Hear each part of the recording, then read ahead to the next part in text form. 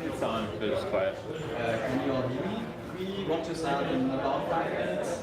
And if you haven't seen it already, there's beer in the fridge. There's lots of beer in the fridge actually. Feel free to get one.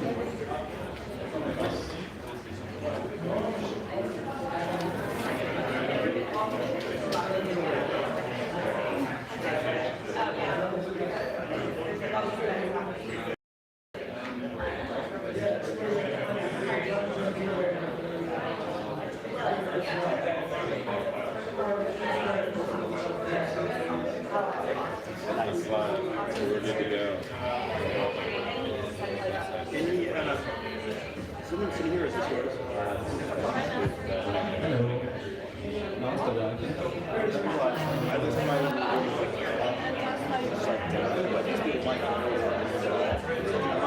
it's very stumble. Just the pitch, and I'll just give it like the pitch and then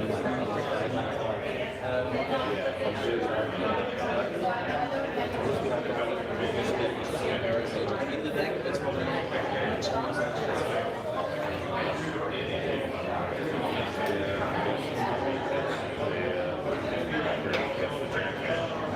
guess I just doesn't want to hackathon. I should have realized the first 5 minutes was like I have to explain the business model.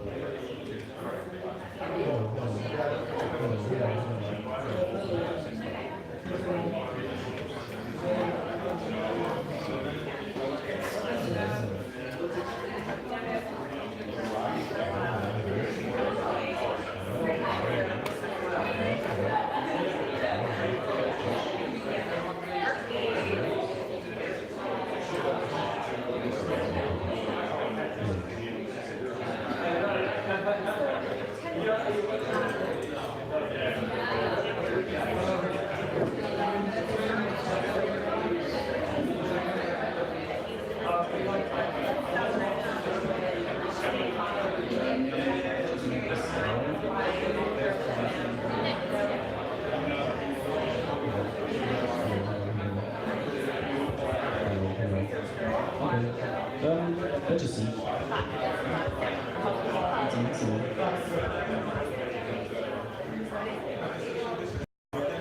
Okay, hello, can you actually hear me in the back? No, I think so. Up front's good. I can hear you right now.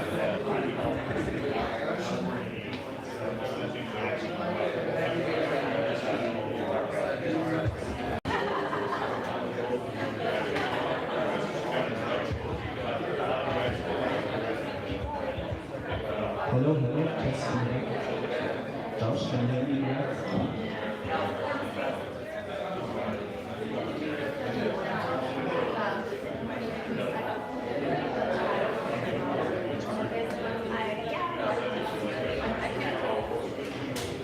Okay, we start in about 5 minutes, and there's beer in the fridge. There's lots of beer in the refrigerator. Just help yourself.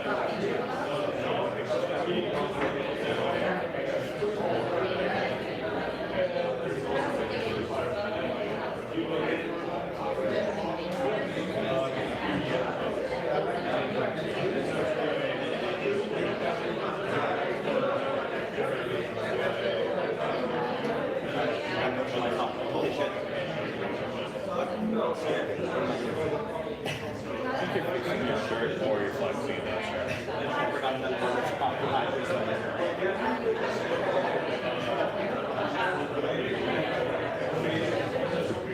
Yeah, it says I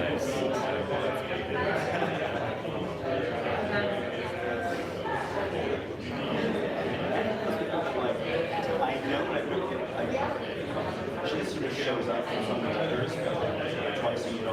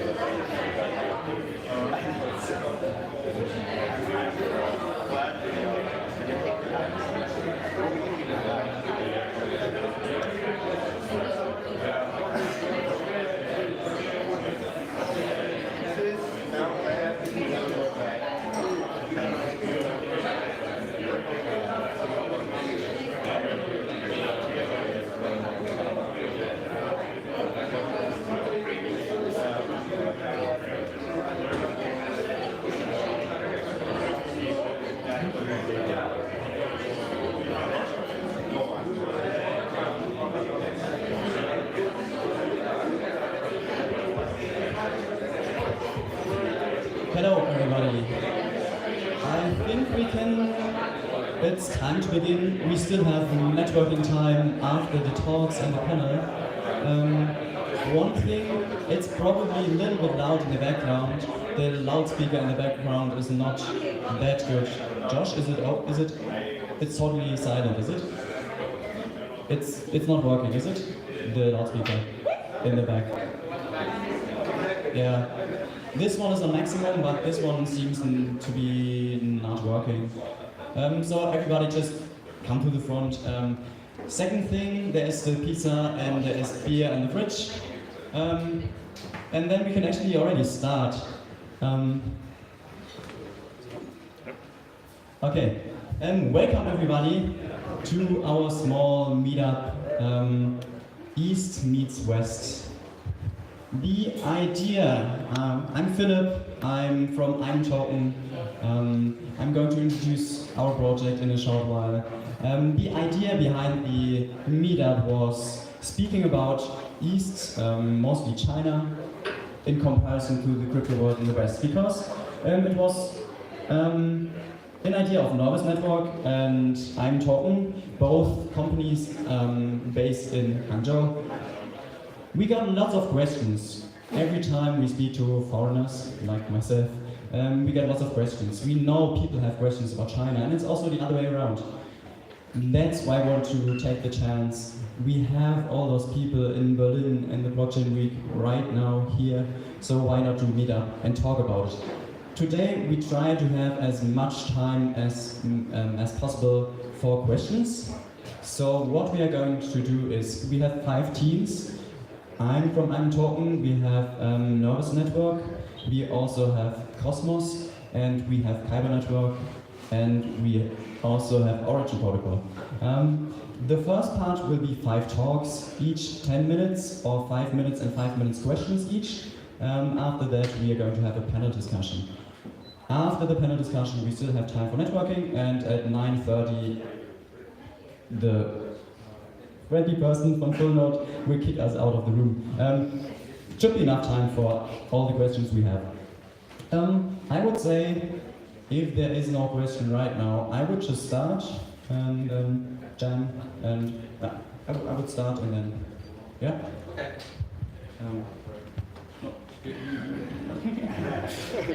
Okay. I'm Philip. Sorry, Jan. I'm Philip. I'm from ImToken. ImToken is the biggest Ethereum wallet. I'm going to talk about it in a short while. And I'm heading the business development. ImToken, usually if I go to a conference like ETH Berlin in Germany, or if I go to a foreign country, not in China, people ask, what is ImToken? And the fun fact is that our users are responsible for 10%, and usually more than 10%, of all Ethereum transactions. And it sounds completely stupid to talk to people outside of China. People feel stupid if they ask really. It's just, why don't people know about those facts, right? It's actually ridiculous. And it's probably also, it's a problem of marketing, and it's a problem of language in the first place. So that's what I'm trying to talk about in 5 minutes. A little bit on background of ImToken. We started in May 2016. We now have 2 apps, 2 wallet apps. The usual wallet app's private key is saved on your device, as secure as it gets. In March 2017 we started this dApp. The wallet has a dApp browser, and in this dApp browser we had a small dApp, which was called the ICO dApp. And in the ICO dApp you were able to participate in ICOs, right? It's a little bit small, but as you can see, this was, for example, Aragon ICO, and Chinese went just crazy for it, right? You had this chance to one-click participate in an ICO, you scroll the list, next ICO, participate out of your wallet. And that's how it grew through the first 500,000, 1 million users. It's different. Later the same year comes this, right? The China ICO ban, so ICOs in China are banned. Later the year, exchanges were banned, like fired to crypto exchanges, for example. We took away the ICO dApp out of our wallet, and people still use the wallet, and we grew to now 6 million monthly active users. That's kind of the story. And again, if you have questions, in 2 more minutes, I will be happy to answer them. Let me change to the app and actually show you what I think is different from our app to non-Chinese apps. And this is a live demo, so let's see if it works. Yep.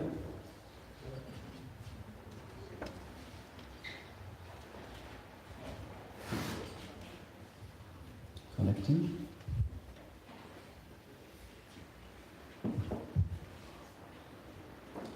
Disconnected. Okay. Let me try it again. I will just speak on the side. The app is pretty similar to what you know from another wallet app, right? Really good design, but there are certain differences.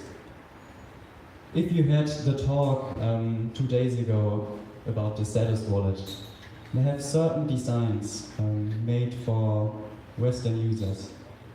I have 4 points that we designed in a different way because we don't have only Western users, but more than 80% Chinese users. First things, and it's starting.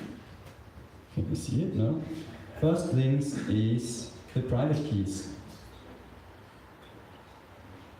And it's not working. Let me see.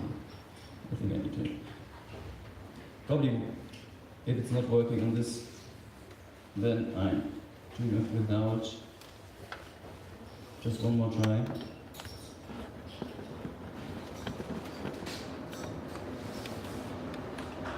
First thing is the private key. There are people in, if you have 6 million monthly active users, there are people who are posting private key online. There are people who are taking a screenshot of private key, posting them online, and come to your office and say, you stole my money.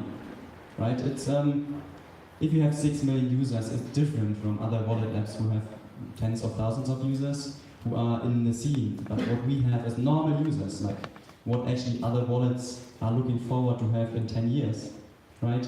And normal users are not, like probably 90% in the room, they don't have a concept of private keys. And that's what you need to design for, right? So what we, for example, did is force people to back up. If you heard Status talking about it, he wouldn't force people to back up your mnemonic because it's bad design. But if you have people who have no concept of this, what do you want to do? You show the backup process up front. You open your wallet, show the backup process, and people are forced to write down their mnemonic, right? It seems from a Western perspective bad design, but from a perspective of having 6 million users who are not in the crypto scene, it's actually maybe what you want to have. The second thing is an open app store, right? So we have these wallet apps that have a app store. You access any URL and you can access any decentralized app. What we did is we whitelisted our dApps. So you have a certain number of dApps that you can actually access, but you are not able to access any URL. If you would do that, there would be dApps that easily scam you in giving away your funds. Right? Again, it's normal users. It's not the tens of thousands of crypto users who already know what a private key is, who already know how you can access the wallet. The live presentation is not working. Sorry for that, but it's always disconnecting. One more point, and then we are open to questions. There is one feature called a cold wallet feature in our app. So you can set up your token on your old mobile phone, which is air-gapped, which is never connected to the internet. So your private keys are on the old mobile phone, and because it's never connected to the internet, there is no risk, like zero risk, that the private key is stolen over a network. We had this for 2 years now. There are companies who are doing this as a business model right now, and we had this 2 years ago. The interesting part is we also had this feature where you can watch an address. Like you open your wallet, you set an address, like Stan's address because I want to see how much money he spends, or my child's address because I want to see how much money he or she spends. we had to take it out of the app. It's a nice feature, right? But we have to take it out of the app because people started to send their money to an address of which they don't have the private key. So this is designing for users, for end users, which is a huge part in China, not for the crypto crowd. That's the point I wanted to make. I'm open for questions, and then we have the next talk. So, is there any questions? What do you do with the people that come to your office and say, they post their private keys, what do you do with them? The question was, what do we do to the people who say you stole our money? It was before I started at Eindhoven, so I'm not really sure. Also, I'm still not too Chinese to know, right? But Chan, probably maybe you have had the same situation. No, I don't know. But right, you have to. It's in the culture. You have to probably work according to it. No answer. Sorry, Lasse. Please. This, I don't know if you know this, but there are two apps. There's the original app, and version 2 is like a separate app. Can you talk a little bit about the decision to have a separate app for the new version, and has that been a problem as far as getting users to upgrade to the new version? What was the thinking behind that, and how they work? The question was, we have two apps. One is the old app, the 1.0, then we have a 2.0 app. It's a technical decision, right? It was easier from a technical perspective, and now we are designing an onboarding process to get users who want to access the new app with new features. It's harder from this perspective, but from a technical perspective, it was just easier. That's the short answer. Yeah. Maybe one more question if you have one, and then we will have the next one. Please. You're saying that in China you're dealing with a lot of ordinary users, non-crypto people, as a percentage of users. Why? What are your thoughts on why that is? I think I got the most important part. I didn't get the most important part. I was wondering why in China do you think there is obviously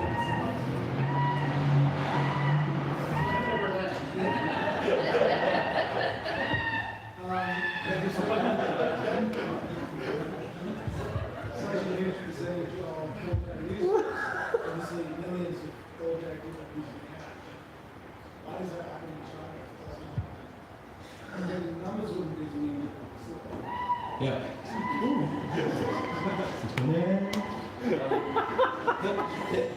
The question was, why does it happen that we have so many, let's say, ordinary users or real users instead of people like 90% of the room are crypto people, right? So first is how do I know it's end users, real users, non-crypto people, because it's just a number, right? There aren't as many, and I think we are going to answer, I hope we are going to answer the second question in the panel. It's probably hard to answer, and I really want to ask Chinese people. I'm not Chinese. If you ask me in a very, very short answer, it's that people are more involved with crypto in China. Right? There are many people in different generations who are more involved, and the reason why, I hope we're going to answer it in the panel. Okay.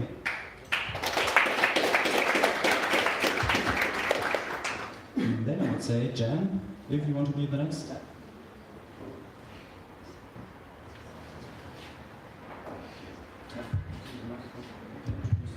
Okay, thank you.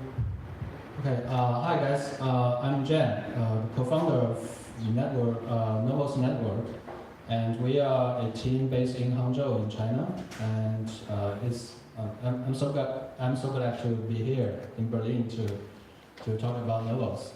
So we started Novos, the project, because we think we found a solution to the scalability dilemma. Okay, so because everyone knows that it's hard to solve all those problems.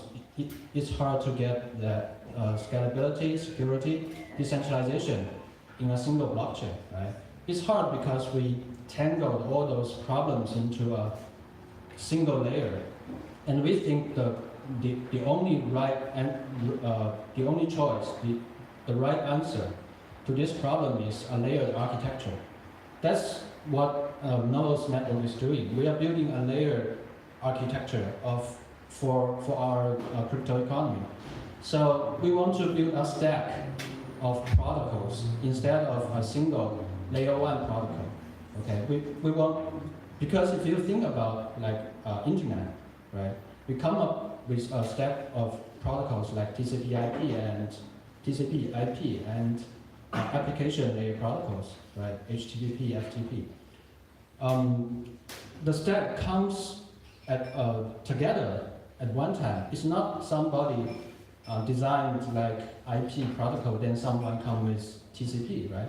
Because it's the only way that we can make them work seamlessly with each other. So that's the approach we are taking. If you think layered architecture is the only answer to the scalability dilemma, then the natural next step is a question, is that you will ask yourself that what is the right design for like layer 1? Because today we have already seen a lot of layer 2 projects, right? Like State Channel, Lightning Network, Qubit, Plasma, all those stuff. And the problem is all those layer 2 projects are designed for a layer 1 that doesn't design for them. They are built on a layer 1 that doesn't fit them, in my opinion. Because when we invent like Bitcoin or Ethereum, there are no layered, the thinking of layer design, and there are not that much layer 2 solutions. So for existing layer 1 blockchains, they are designed for end users. They are designed for like dApps, right? But they are not designed for layer 2 protocols. If we want to go for a full stack of layered protocols, we need to think about what's the right design for layer 2 protocol. Then we did a lot of research, and in our opinion, there are 2 requirements a layer 1 for layer 2 should meet. The first requirement is the layer 1 must be powerful enough so it can support the interactive protocol between layer 1 and layer 2, right? For example, if you are familiar with Lightning Network, you need to lock funds in channel, and sometime later you settle funds back onto layer 2. You need to have enough programmability in layer 2 to support those interactions. So this requirement basically means the Bitcoin is not the best layer 1 for layer 2 because the programming model and VM in Bitcoin is not powerful enough. I think that's why we spend that much time on Lightning Network. It's not a complex design, it's a simple design, but it's limited by Bitcoin. Okay. The second requirement is asset must be the first-class citizen in layer 1. Okay. Because if you think about layer architecture, it's a network about assets. It's asset flowing in this network, flowing in these layers, and it's asset being exchanged between those layers, right? So we need to model layer 1 from assets perspective. So what do I mean by that? For example, if we compare the UTXO model and the CAM model, right? There are 2 different perspectives to model a ledger. Ledger is about records on who owns what assets, right? UTXO starts from the asset perspective. So first we have a coin, it's a UTXO, and then we record the owner of the coin in UTXO, right? The block script. Account model the ledger in a different perspective. It starts from people. It's like saying, here is a person. He has an account, and in this account there is a balance, right? Balance of some coin, balance of coin A, balance of coin B. That's the account model. So that's two different perspectives of modeling, and we should take the UTXO perspective. We should start from assets, because it's assets we are exchanging between layer 1 and layer 2. If you can, this basically means that Ethereum is not the best layer 1 for layer 2. Because if you consider it, like if we want to have general state channel on Ethereum, we have states flowing in layer 2, right? We are processing states, then we want to settle those states down onto layer 1.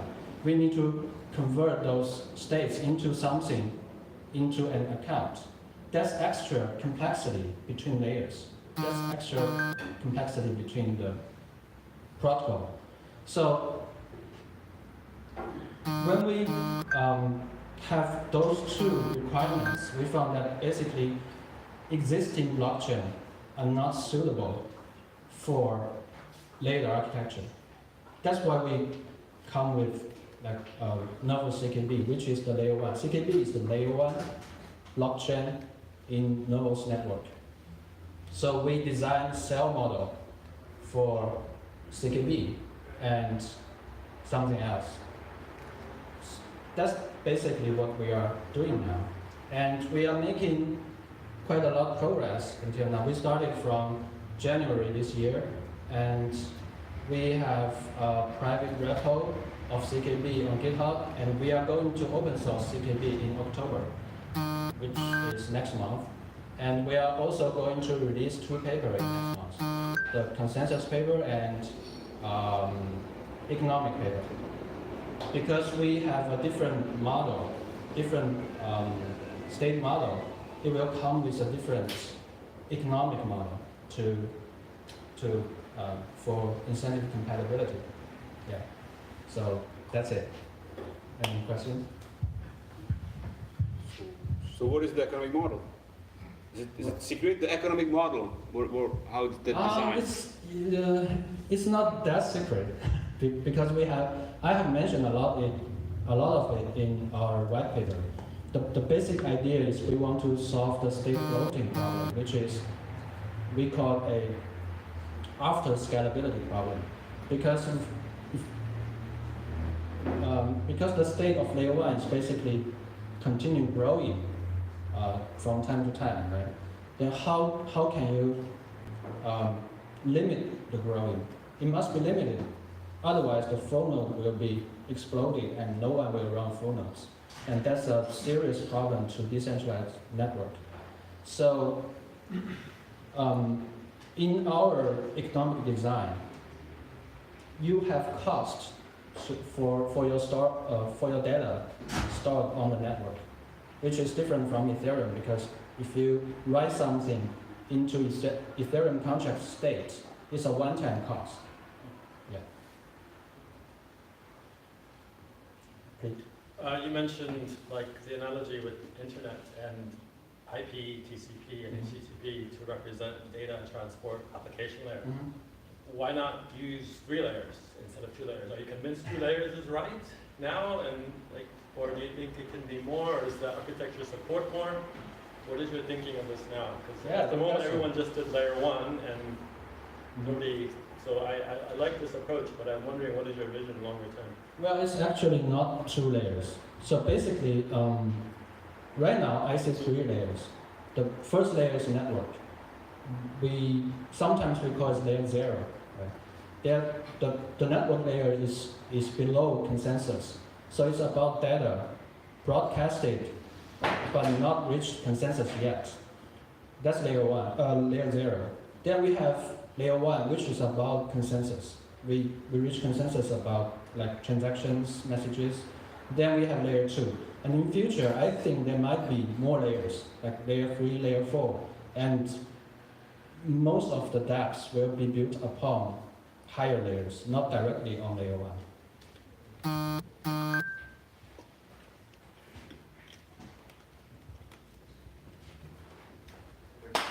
Thank you.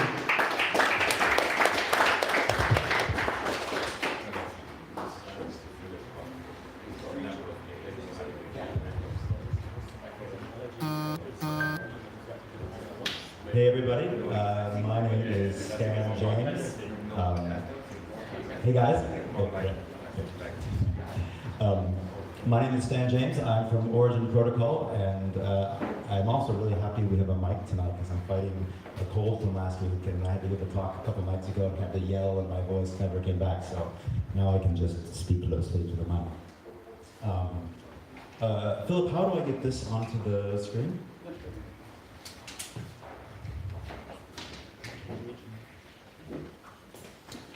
So I will say Origin Protocol is it is the sharing economy. Here we go.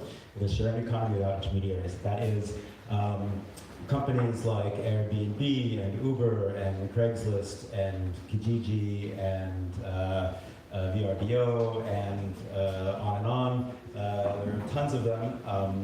But all of them rely on sort of siloing your data and owning all your data. And this is actually a perfect use case for the blockchain. So like when I want to sell my used bicycle, I don't really care about eBay or Amazon or whoever. I just want to find a good buyer. And so I just want to put this fact into the universe that I have a bicycle for sale. Please bring me a good buyer. Same thing if I want to rent out my flat, like an Airbnb style thing. I don't want to have to pick between, am I going to tell Airbnb, am I going to tell VRBO, which giant billion-dollar company am I going to share my fact with and let them take 20% of my transaction. So now, this is tricky. So that's our website. So we are a protocol, so that means we are a series of there are smart contracts on the Ethereum layer that hold the data and do the transaction and the escrow and all of that stuff. And then next layer up, we have libraries of like a JavaScript library where anyone who knows how to make a website can make a marketplace. So we envision a future where like, you know, a 14-year-old who wants to do like rent out, you know, tricycles or something. Well, on a weekend, they can just like build their own marketplace and throw it up and have it live.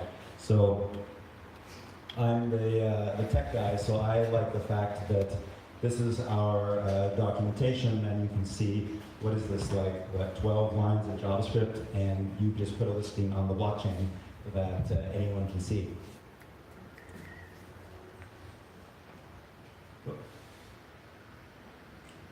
And so, and in addition to that, we've also built a demonstration actual dApp that consumes Origin.js as like the first marketplace which is built with Origin.js. And it looks like just, you know, we tried to make it in the same way anyone who's used to Airbnb or Uber or something would feel very comfortable, and it wouldn't seem that different from what they're used to. And this is live. You can go to it, demo.originprotocol.com. And this is all live on the testnet, I should say. We will be on mainnet very soon. And so here we can see we've got some listings. And this is actual user submitted things, not so serious. If I wanted to, oh, the leftover sushi is sold. Try to buy a car. I'm not good at this. Buy a car and pop over MetaMask, and I promised Philip I wouldn't spend your ETH, so. Oh, you don't have enough money to buy the car. I'm sorry, you're poor. Okay. And since this is East meets West, we are confident that probably the first places where these marketplaces will pop up probably will be where Airbnb and Uber, et cetera, aren't already there.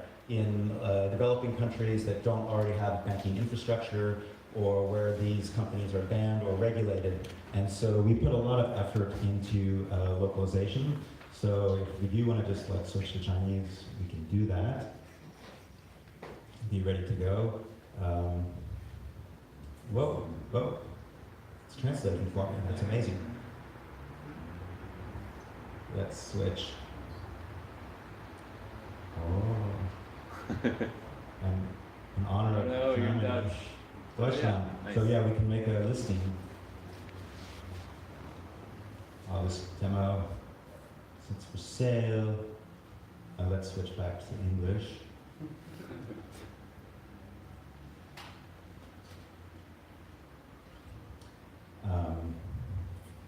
Yeah, it's again, it's what you would expect from like any kind of Airbnb type thing. So I'll skip over that.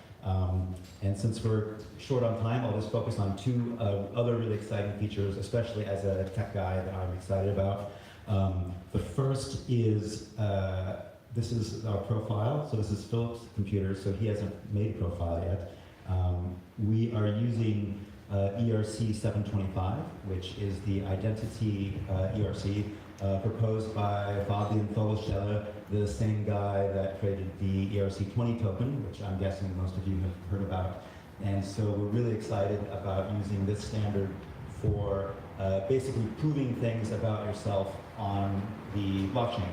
So if you already are a stellar host on Airbnb, you might want to show that fact and prove that fact when you list your apartment on an Origin-powered dApp. So I could come in here and I could put in my Airbnb profile, and it would give me a couple of little words that I put on my Airbnb profile, and then we can check and be like, yes, that is definitely you on Airbnb, and sign an attestation with ERC 725, proving to the world that you are this person on Airbnb, and then you can kind of inherit that reputation that you already worked for on a different system.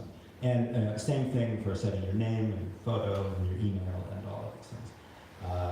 And I probably just have a minute left. We also have a very cool messaging service,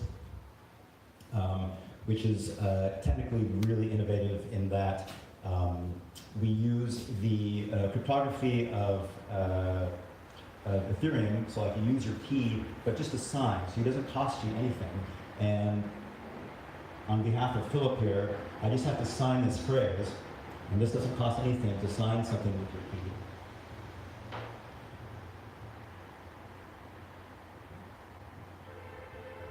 Insufficient. Oh yeah. I was like, what the 2000? The code has changed a lot. There we go. Great. And so now Philip is able to message on the system, and all of those messages are cryptographically signed and private between the people, and with the added feature that if you have to go to arbitration, say something goes haywire, either party, the buyer or the seller, can choose to share that conversation with the arbitrator, basically to say like, he promised me that there would be a hot tub and there's no hot tub, and like that type of thing. So that is really cool. And with that, I will just leave it with any questions, and please come and try it out, originprotocol.com. And there's a question way in the back there. Say a little bit how the sharing of conversation works. How is sharing what, sorry? Sharing of conversation works if it's encrypted.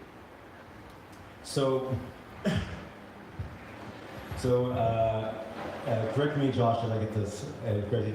So both, basically a key is generated that is unique to that conversation that both parties know and is used to encrypt that conversation. And so either party can choose to share that shared key with a third party that they want to share the conversation with.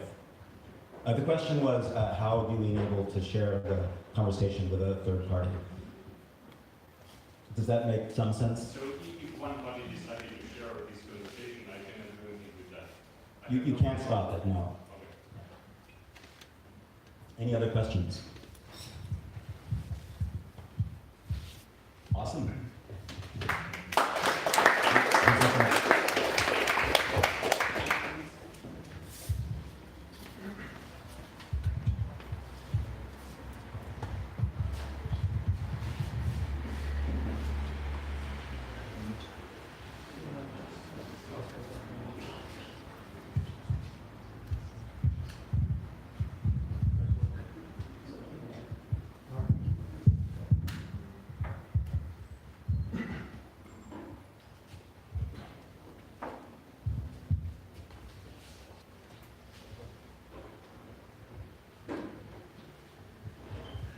Hi everyone, I'm Federico Kunze. I'm a software developer at Cosmos. So what are we doing in Cosmos? We're basically creating an internet of blockchains. Why an internet of blockchain, you might ask? So in the early beginnings, if you start seeing now the ecosystem of blockchains, there's no way to connect blockchain between each other. So the same as the early days of the internet, you had to connect to different networks of servers in order to send package of information between each other.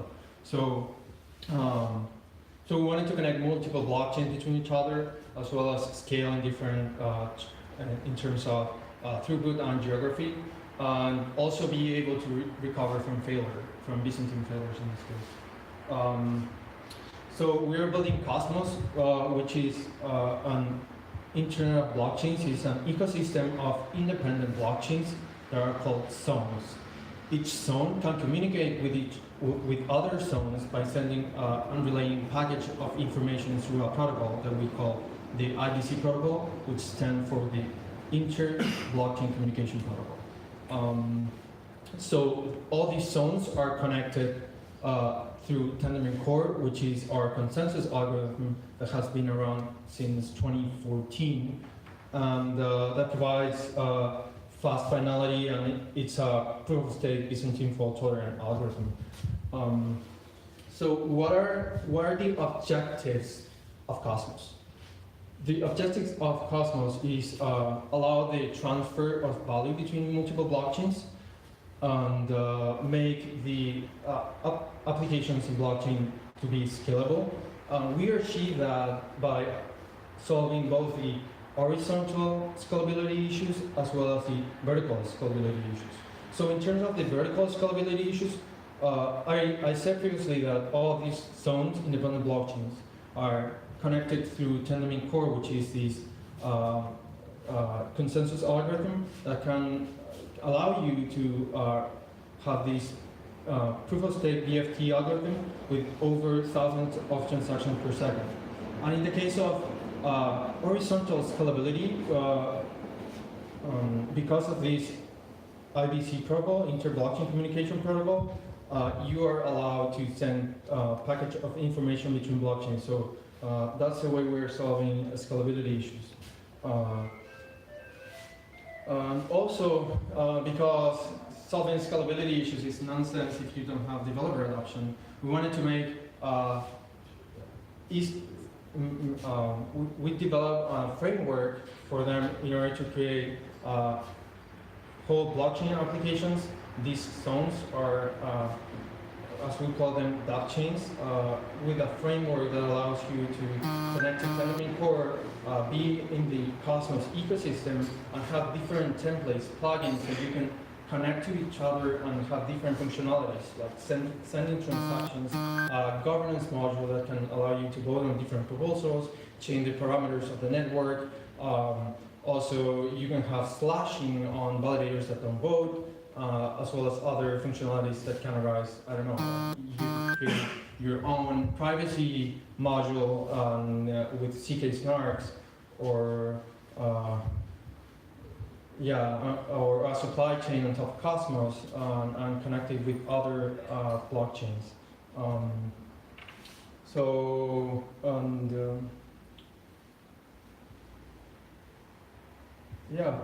That's a short summary of our project. Any questions?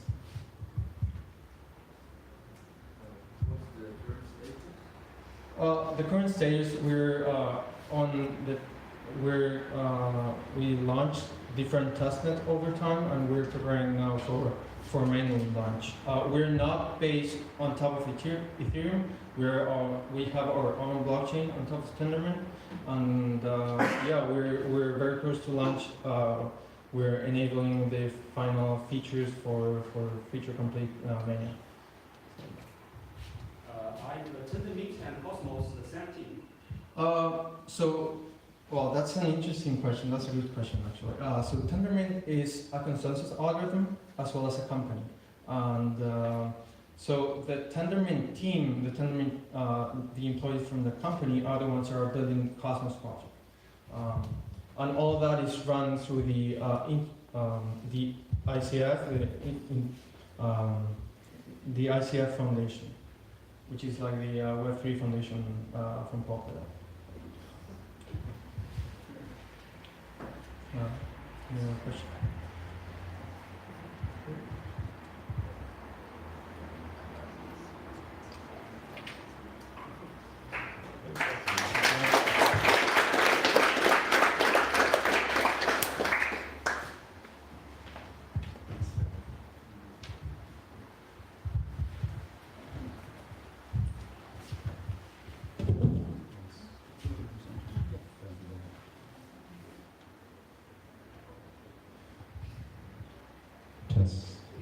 Can everyone hear me? I tend to mumble, so let me know if you can hear me. I'm Greg from Kyber, and today I'll be speaking about simplifying decentralized payments.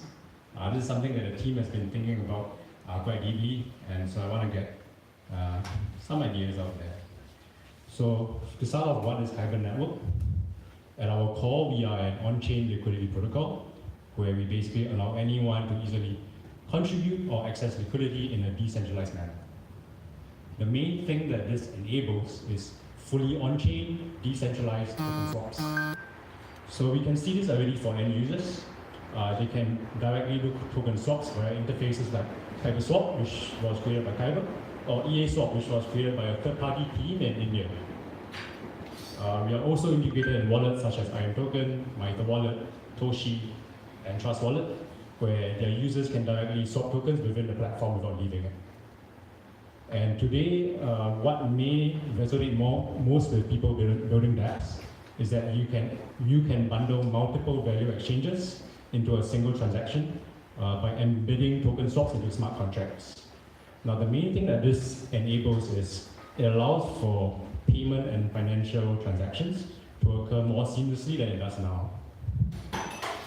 So just to dive a little bit deeper into the current problem with decentralized flows, think of a simple scenario where I, a user, I hold OMG tokens and I want to buy land on Decentraland.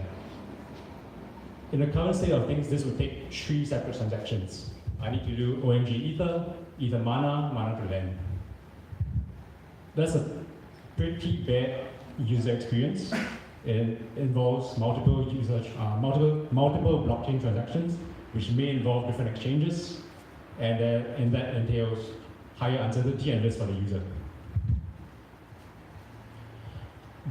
Besides the decentralized example, there are some other interesting transactional flows that can occur.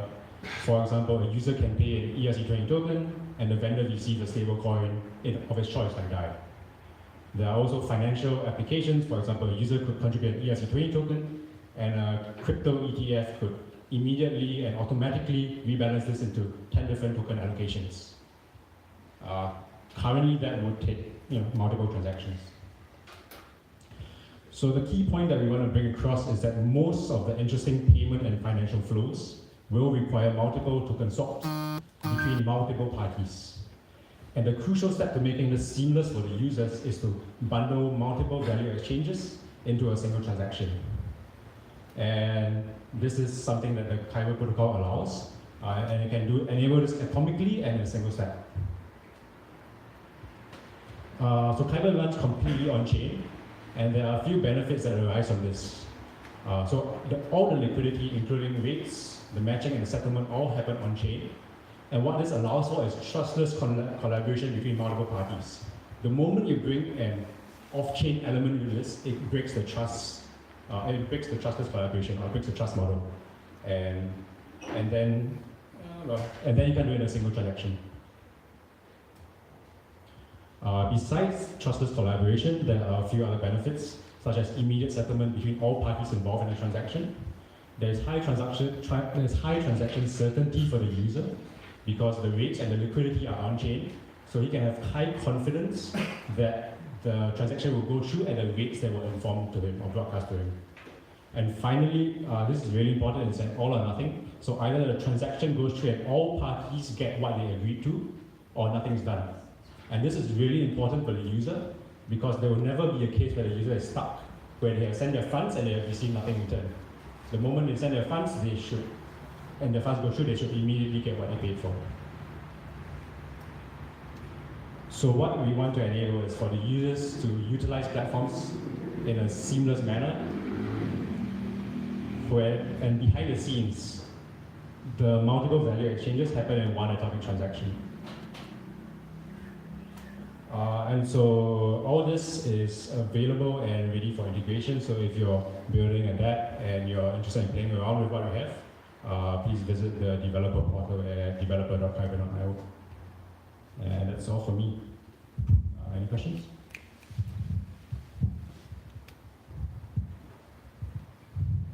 Thank you.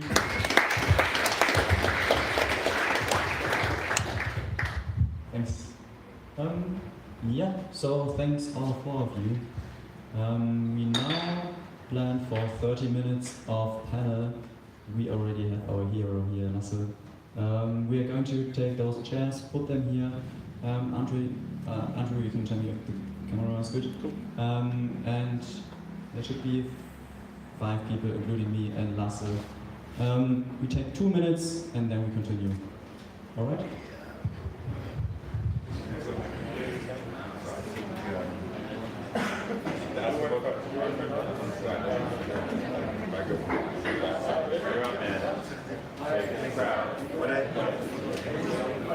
It's hard to be stand.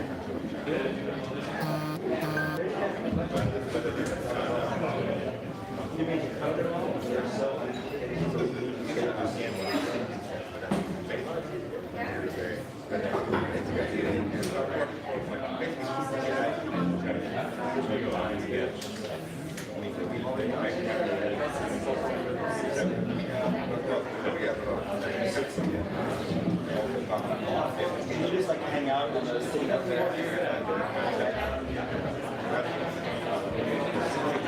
Whatever you want to do. Yeah, I prefer chairs on stage.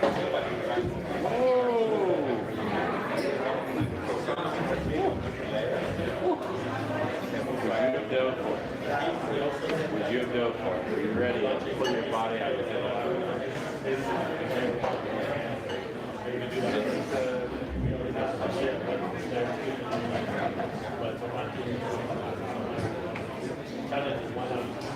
Wait for you to drink higher just to do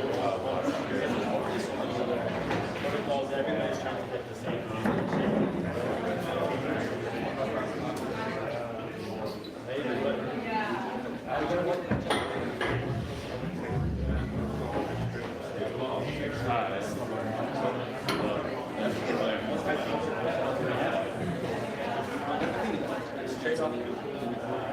Yeah, I can make it work, yeah. Everybody, every single collection, it's a matter of physics that you can't have all three. Like, strong statement there, we solve the problem. I want to know how. It's like that's what it starts. You can solve the problem, that's basically they win. And basically, we can all go home. Right to either or anything else, right? Unfortunately, I can explain this in 5 minutes.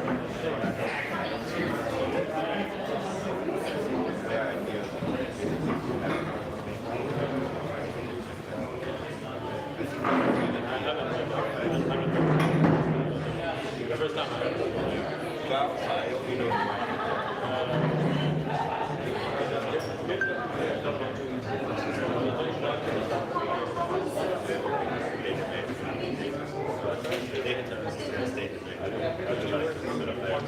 I wasn't talking about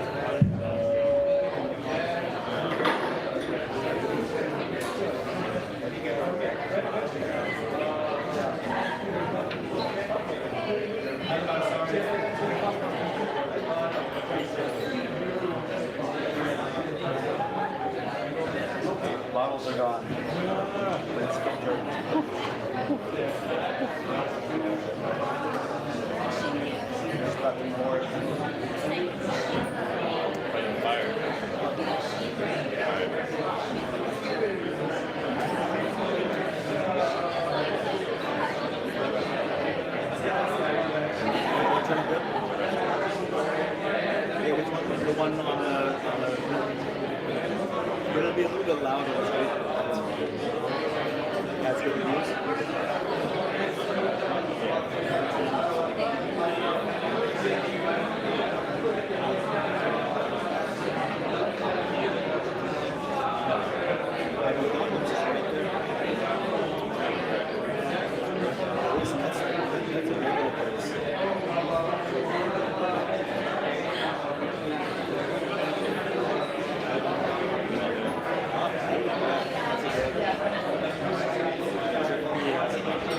The menu is kind of all over, so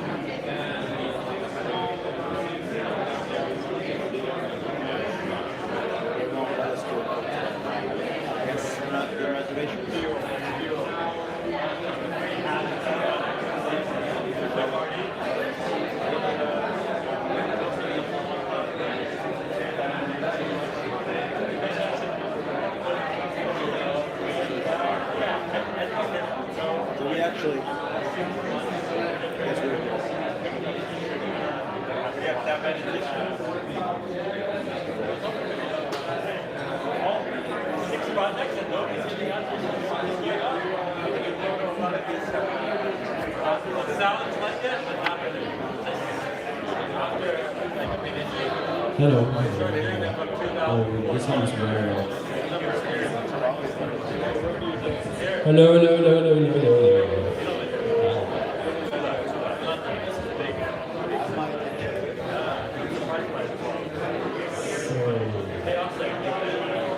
I know someone who starts singing, and that usually gets really people to be weirded out and quiet. I'm gonna give Giddy calling out individual people. Jan.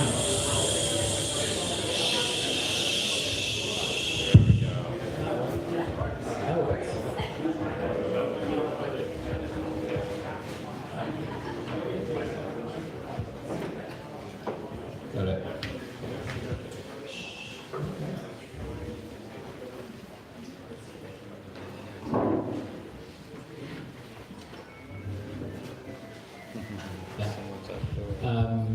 Yeah, plenty of time to chat in a little bit. We won't be talking too long. I think I'm just going to stay here. Hi, nice to meet you all. My name is Lasse. I'm the founding partner of 1KX. We have our office down the hall. We're very early stage token fund, and so we invest in open source nonprofit tokenized software networks, which naturally a lot of them are layer 1 or 2 sort of blockchains or protocols. And yeah, excited to be here. And I think I dare to sort of moderate this panel because we invest globally. Around 40% is in Asia, 40% in the US, and then 20% in the rest of the world.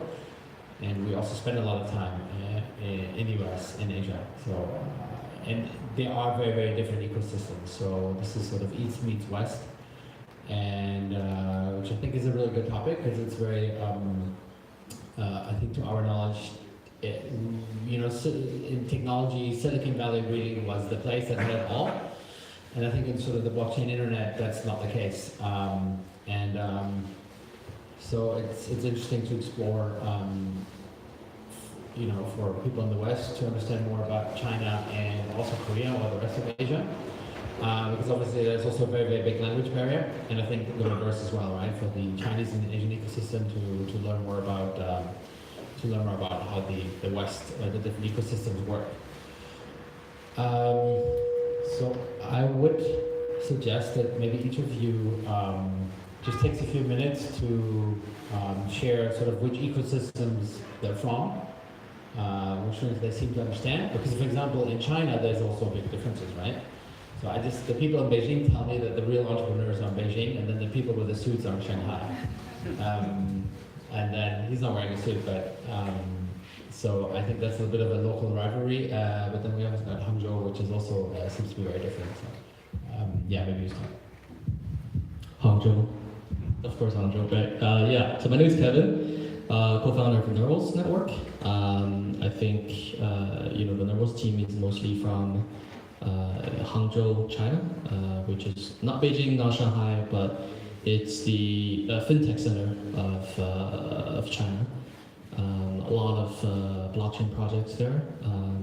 Also, you probably know there is Ant Financial, which is or Alipay, if you heard about that. A lot of coming from that. That's a lot of the fintech evolution started in Hangzhou. That's it. And maybe for safety, we should pass around. This way, also nobody can enter.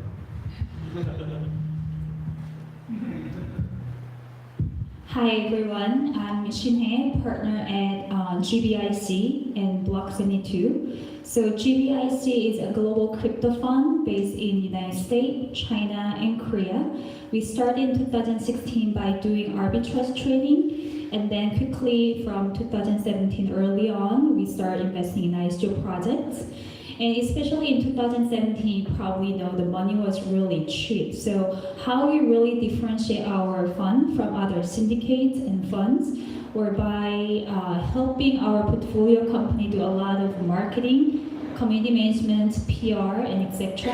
And then later on, we decide to separate the crypto fund and then the consulting arm, and we established the consulting arm, which is Block 72, which is a JV between GBIC and FBG. So we are about 40 people. We are based in United States, Korea, and China. And we think that these three markets are the most important crypto and blockchain markets. And I'm gonna explain more why if you're curious. So we are basically based in US, Korea, and China, and I'm currently based in Korea. But I used to study and live in the United States and study work in China as well. So this topic, West meets East, is very relevant to me as well. I'm Josh Fraser, and I'm one of the co-founders of Origin Protocol. Our core team is based in San Francisco and Boulder, Colorado, but we're a distributed team. We have we're open source project. We have contributors all over the world. In our San Francisco office, we have a lot of engineers who helped build the first internet companies. We have the co-founder of PayPal and first engineer from YouTube, head of engineering from Dropbox. So we have very much like that Silicon Valley culture in our team. But at the same time, we also agree that China and Korea are the most important markets for crypto. And it's actually interesting to see sort of how far behind Silicon Valley is in adopting blockchain and really understanding its potential. And so we actually spend a lot of time thinking about Asian markets, spend a lot of time on the ground there. As Dan was showing you, all of our website, our dApps, our materials, everything is translated by community, volunteers in our community. And we take it very, very seriously. We think this is a global movement, and there's definitely differences in culture between the two worlds. But we're doing our best to bridge that. We think, we see a lot of projects that succeed in one market and not the other, and we've sort of made it our goal to figure out how to be known in both markets, because we think this is something that is good for the entire planet. Right. I'm Philip again, working at I'mToken. I'mToken is based in Hangzhou as well, and it's one family, I guess. I'm living in Shanghai, and I'm originally from Germany, so I was living and working most of my life out of Germany. And interests got me to China, so I kind of got the feeling of both crypto worlds as well, also German crypto world and Chinese crypto world. And there's pretty much nothing to add what you said about Hangzhou. There's the big fintech companies and there's the big tech companies like Tencent, Baidu, Alibaba. That's where we are. Hi everyone, I'm Federico from Cosmos. I'm also co-founder of Crypto Chile, which is the Chilean National Blockchain Industry Association, which gather professionals from the blockchain and crypto space, as well as companies that are focusing on blockchain mainly.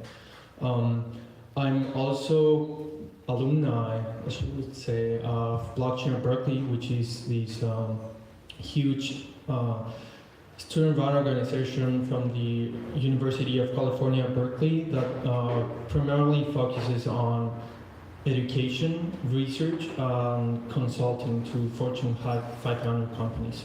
So, so those are my, I know very well the ecosystem in Latin America as well as here in Germany, where I'm currently focused right now with Cosmos.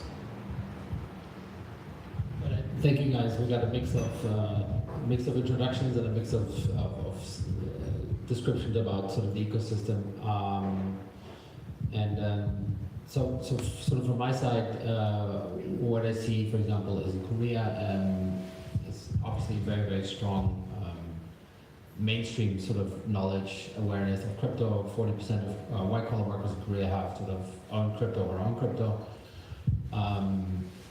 Very, very strong, mostly speculative sort of nature. I think as we know of, sort of there is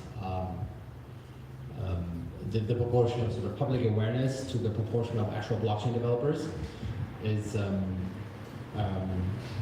most extreme sort of we've seen. Whereas I would almost say that Berlin is like completely the opposite. If you Germans sort of the knowledge from the mainstream population about crypto or blockchain or Bitcoin is they might have heard of it. The interest is probably very low. Germans also not very, they're very risk averse, and so but then in Berlin you have this incredibly sort of rich developer ecosystem. So I would say probably Korea and Berlin are probably the exact opposite. So I think just like maybe quickly, and we could maybe open up the second mic, it's faster. You know, if you say the percentage, let's say, you know, like Berlin is probably like 90% developers and 10% sort of end consumer speculation. What do you think the percentages of the ecosystems you know? Maybe you could also speak more broadly for sort of China in general, Korea, and then sort of San Francisco or the US. Yeah, so if let's say Berlin would be like, I would say it's 90% developers and then 1% speculation. Where do you see your ecosystem on that sort of scale? And feel free to elaborate more or sort of share your input on that. You got the mic, you go first. Yeah, it's interesting. So parts of the crypto community, right? Yeah, I think you already mentioned Germany. It's pretty much the same in Frankfurt, where I'm from, right? It's just way smaller crypto community. Germans are really risk averse, so it's not that much about investment. It's basically what you said, I think, but what I feel is Germans are super risk averse, and that's the reason. Then in China, it's pretty much the opposite. It sounded kind of like what you said about Korea, that it's more investors. And I think in China, it's, if you say, this is the crypto community, how much percent are more interested in investing and how much are interested in development, then it's a huge percentage interested in investing. It's pretty much the opposite than Germany, I think so. Yeah. Well, in the case of Chile, I'd say it's kind of interesting because like even there's no much developers focusing on blockchain technology there. There are a bunch of projects, but they're mostly dApps and not focusing on protocols. It's interesting as well as the public sphere, how they react to crypto in general. They say like, oh, it's another Ponzi scheme, it's another scam. So they're like pulling pulling back from that ecosystem. So in terms of development, I would say like 10% on developers, but are more focusing on the UI side of blockchain, more on the side of UI. They're trying to learn more about the technical side of blockchain. In the case of Germany, I will agree with you. One thing that I like about Germany is like mostly about like builders, as well as like I would say like stealth mode developers. So it's like really focusing on the core of this cyberpunk movement with the core of the ideals of Bitcoin. So that's very different from San Francisco, which is mostly focusing on the technology and investments. And also, hedge funds that are focusing on the technology as well. So what does it take to make a successful project? I'd argue it's 50% technology and 50% community. And community, of course, can be your brand, your marketing, just how many people in the world believe in the thing that you're trying to do. And that is really, really important, right? If you can, in fact, you could almost argue the community is more important than the technology. Certainly there's coins out there which have no tech whatsoever, but they have a community of believers in it. But even if there's a lot of technology, most is just forkable, right? If it's forkable, yeah. And so what we see, and I think if you draw a comparison between the East and the West, you tend to have, in the West, we tend to over-index on the technology side of it, and in the East, we over-index on sort of the community and the hype side of it. So, have you ever heard about Kimchi Premium? Do you guys know what Kimchi Premium is?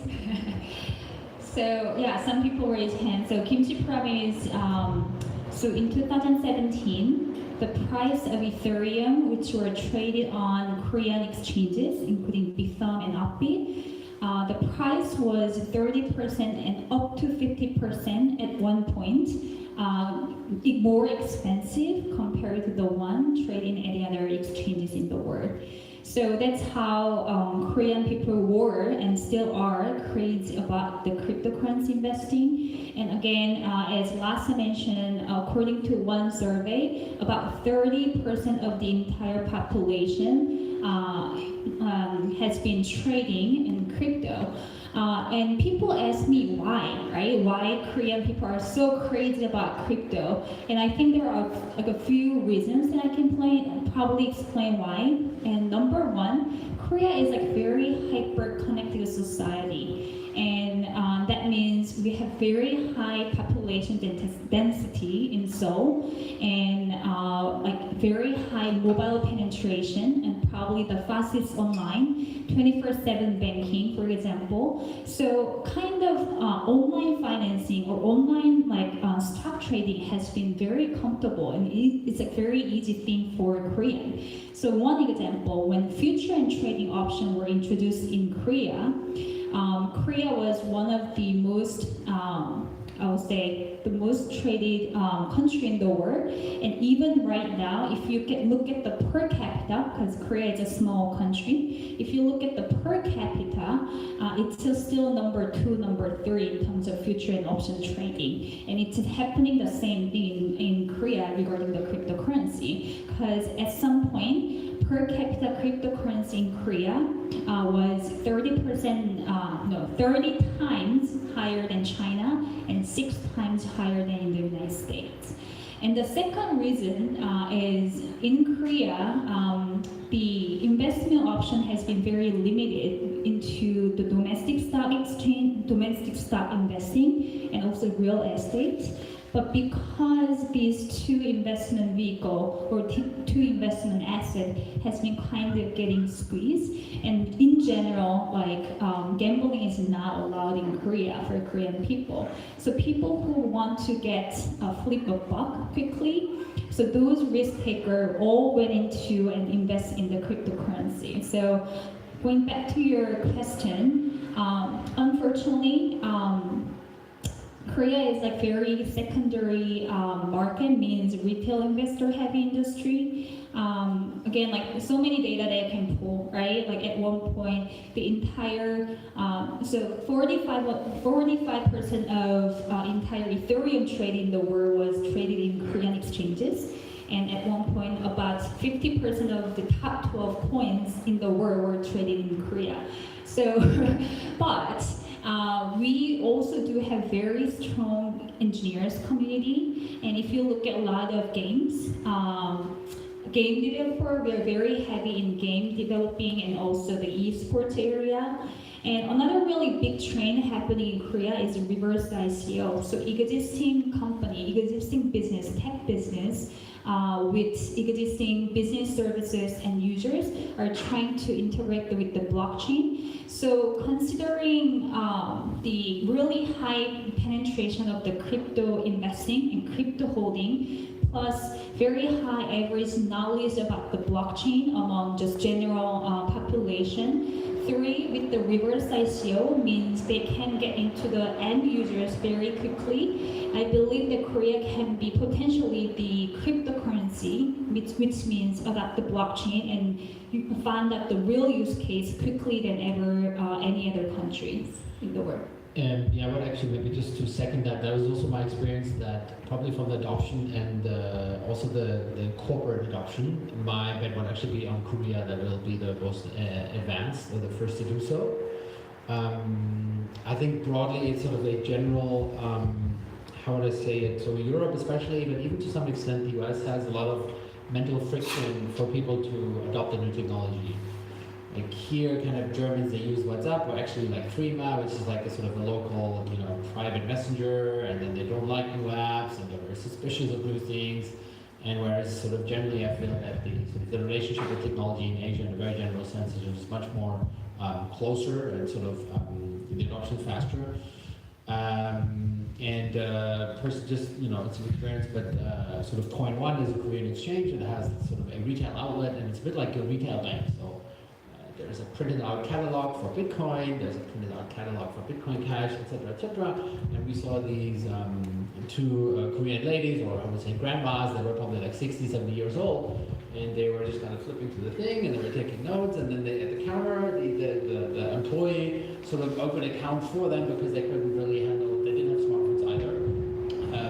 So they just sort of like a bank, you open sort of the traditional savings account, someone handles all the money and everything for you. That was kind of happening there. And in Korea, we say if your grandma start buying stock, it's time to sell.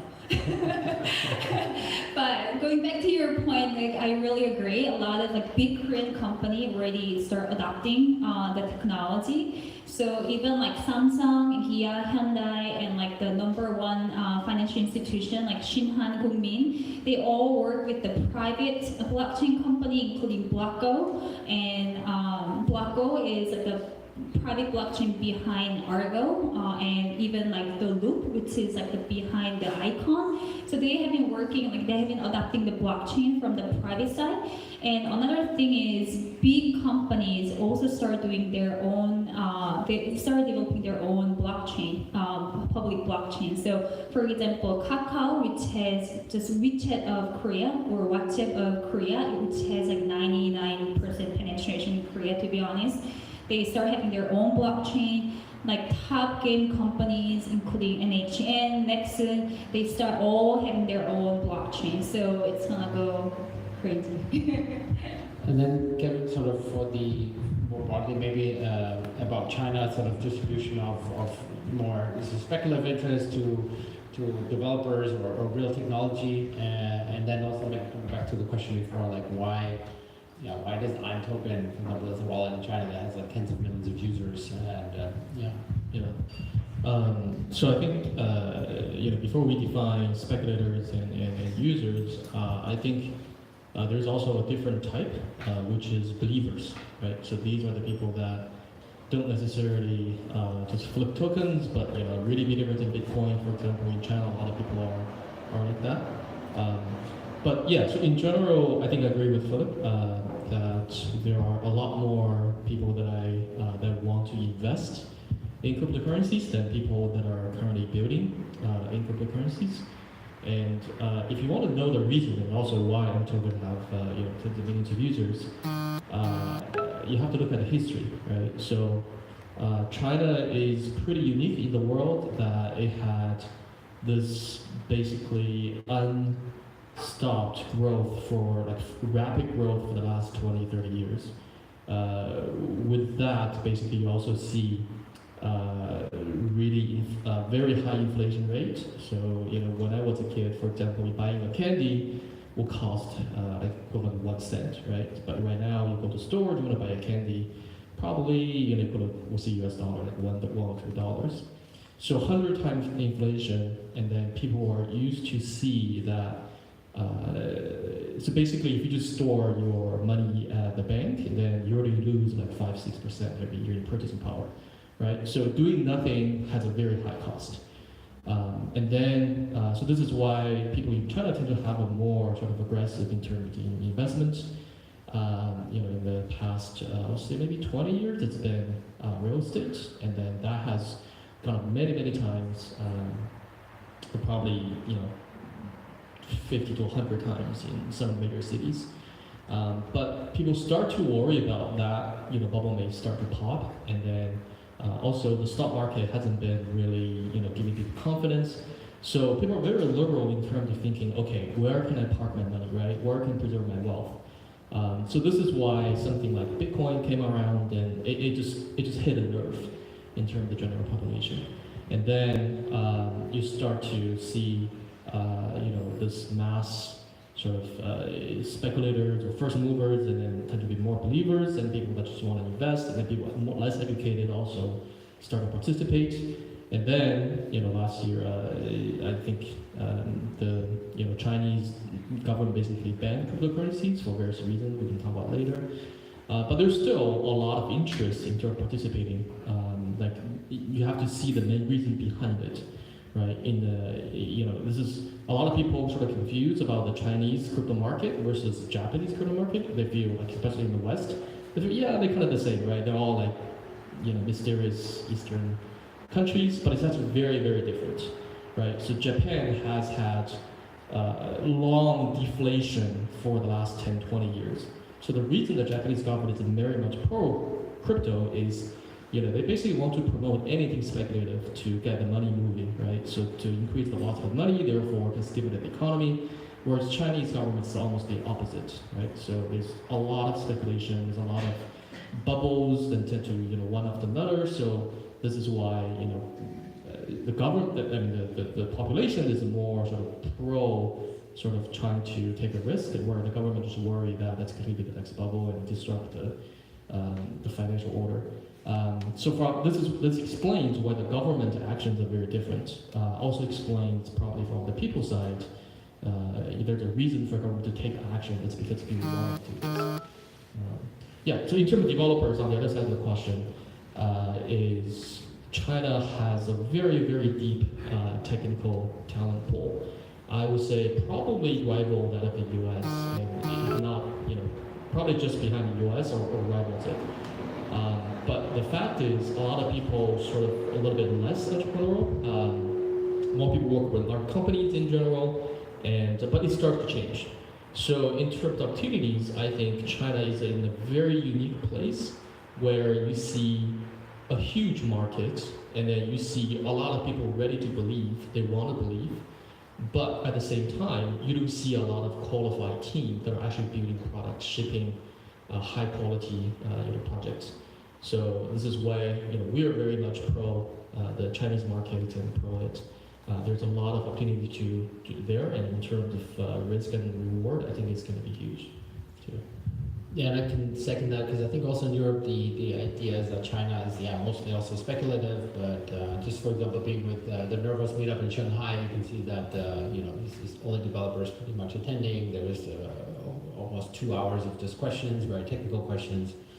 Yeah, I think we're already like over half an hour, so I think this is probably a conversation that would take a lot more time, but you guys want to get back to chatting to each other, understandably, and drink some beer, and enjoy your Saturday night. Today's Saturday, right? Yeah. Thank you, everyone.